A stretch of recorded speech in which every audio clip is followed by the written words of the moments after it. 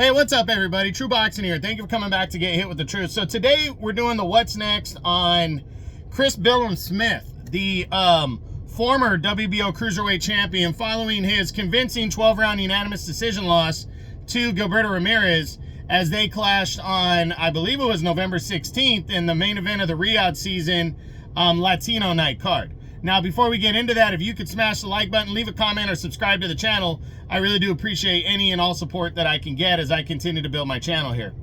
So this was a good fight. I mean, you know, no shame in losing this fight for Billiam-Smith. You know, he went out there, he put it all out there, he landed some good shots. He just got outworked against a better operator and against a fellow world champion in Gilberto Ramirez. He got outworked, he got outclassed, he lost, he lost. He was competitive in the fight, he just got outboxed, you know, and outworked mostly. So I think I had him losing like 8-4, 9-3 area.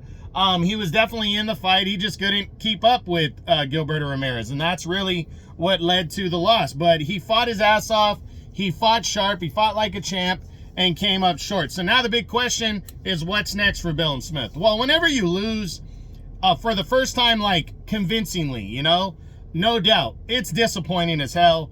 You figure out that somebody out there can legitimately beat you without any question, and that's what happened. So now Billiam-Smith's got to take a look around and see what he can possibly do next.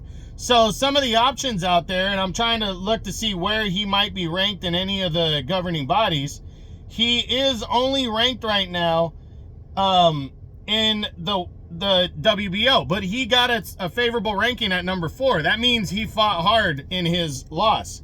But he's gonna have to climb the ladder. He really is, you know. Right now, Mikhail Cieslak is the number 1 ranked contender in the WBO, and Billiam-Smith might have to climb out of the cellar. But first, I'm gonna look at the champions and see if he has a chance to take on any of the champions next, since he's a contender coming off this loss. First, the WBC champion, Noel Mikhailian. I don't see this one. Mikhailian has pulled out of his mandatory fight with Ryan Rizicki many times. Even if Rizicki is upgraded to champ or gets a crack at the title, he's going to be fighting for the vacant belt next. So I don't see whomever the WBC champion is fighting a former champion, Chris Billiam-Smith. Then a rematch with Gilberto Ramirez, there's no need for it. He lost convincingly. Would be no need for him to get a crack at the unified crown against Gilberto Ramirez next. Then there's Jai Opetaia, and I don't see that one. Opetaia's got a mandatory fight in January.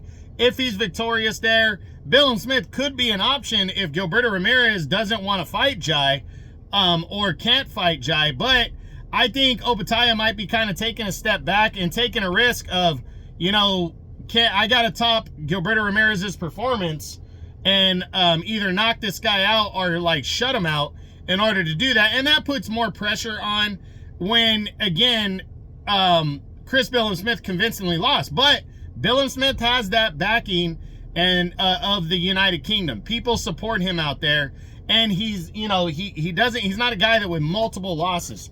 So I do think there's an outside chance that after Jai fights his mandatory, maybe he takes on a guy like Chris Billiam-Smith next. Would be an easy fight to make, but again, that's a maybe, so we'll see. But overall, I really don't think Chris Billiam-Smith gets a shot at a world title next. I just don't see it. Now, in terms of contenders and everything, you know, again, it's just depending on what Billiam-Smith wants to do coming off of a loss, you know, and that's always kind of up in the air. You don't know. It's always debatable. Maris Bredas has retired. Badu Jack is the interim champion, but I don't think he'd want to fight a guy who doesn't have a big name. A third fight with Richard Riakporhe, I don't see it because Riakporhe's already moved up. A fight against former champ Arsen Goulamirian, not a bad matchup right there, and might not be a tough match to make. And I think that would be somewhat of a close one. Both these guys have decision losses against Gilberto Ramirez, but not by much. And I think the winner could really move up the chain there.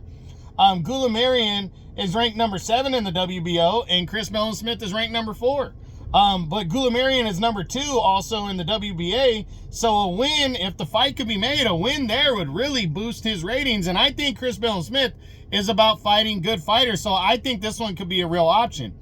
I don't see Uni or Dorticos as an option just because Dorticos is the WBA's mandatory challenger and he's due. So why take a step back and fight a guy that lost to the guy that you want to fight?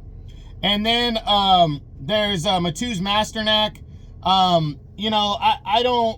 Looking at the rankings, Masternak's number 10 in the WBO. He's a veteran, former world title challenger. He actually fought Billiam-Smith and fought him tough. Maybe he fought Billiam-Smith before and fought him tough. Maybe a rematch here could take place, but I don't know. Now, and just overall, looking at the overall rankings, I mean, if Mikel Cieslak and Callum Johnson get ordered to fight for the mandatory position in the WBO, that's likely going to take place.